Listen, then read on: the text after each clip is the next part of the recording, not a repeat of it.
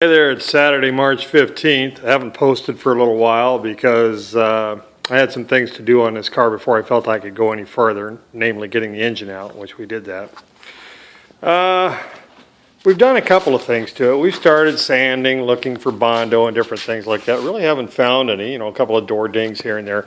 Managed to get a quarter panel down pretty much to metal, a couple of front fenders down to metal. And just threw some cheap primer on it to make sure that it doesn't rust while I'm dinking around with the rest of the car. As you can see, son came over yesterday and helped me, and we managed to pull the engine out. We kind of got it tucked underneath the car here. I'll start playing with the engine a little, pretty soon. We'll try to hook up a battery to it and pull the plugs. I'd like to do a compression test on it, even though I knew it was running when I got it. All the fuel injection and stuff, I plan on taking all that off. So if anybody has a use for, any fuel injection items, let me know. The brain and everything was good, and it did run. Had a lot of vacuum leaks and stuff like that, so it didn't run that great, but it seemed to run. Anyway, now we've got the engine bay clear, and I can get into that. Pulled off the insulation off the back of the Firewall. That's nasty looking, but most of that is glue and stuff. But I did find something that hit me by surprise. Battery box actually wasn't too bad. Not enough light in here to really see that. But just some sheet metal underneath there is rusted. It's not the battery box and stuff. That area is not really rusted.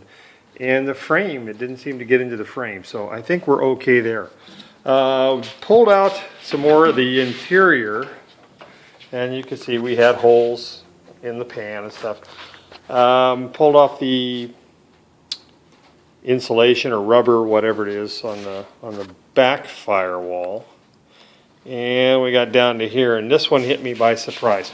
We do have a nice rust hole right into the engine compartment. In fact, I'm reaching right there is the wiring. You can't see that, but that's the wiring.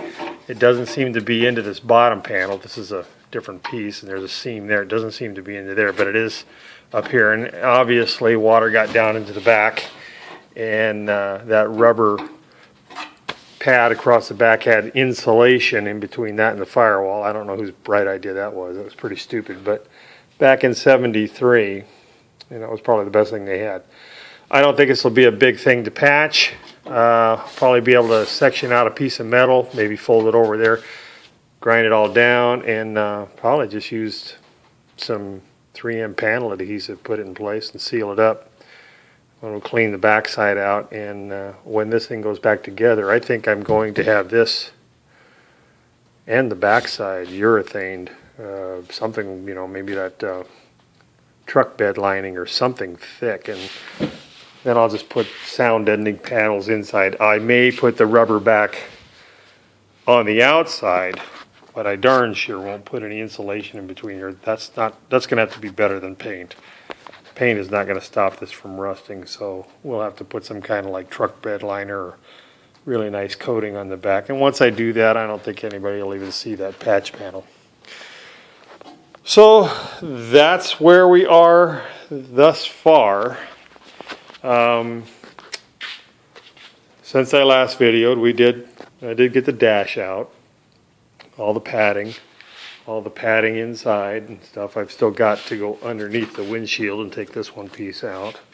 We've done a little investigation there, found a place not too far from here called Just Dashes, and they can make that dash brand new. They take all the foam off of it, all the padding, and put new foam and actually vacuum seal an entire vinyl covering over it, so it'll be just like it was.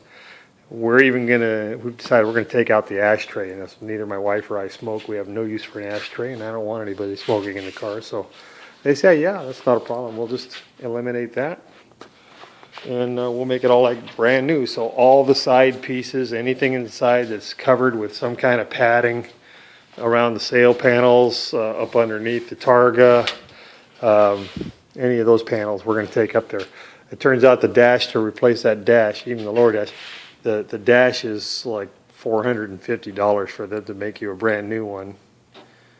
there's a cheap cap you can put on it that looks awful, but you know, that's $100 and something. So if you try to buy a new dash from any of these distributors back east, they're up 900 and some odd dollars. So I don't think 450 is too bad to do this. So that's where we are for now. We're going to start sanding down some more. Let's see how much trouble I'm going to get into with that rust there. I think I can do that one myself. The cowling and stuff, we've decided to send that out. I did find the hole there, but it's not too bad up in here. I'm not sure exactly how that's done. Obviously, we're going to have some body guys involved in it. But that's it for now.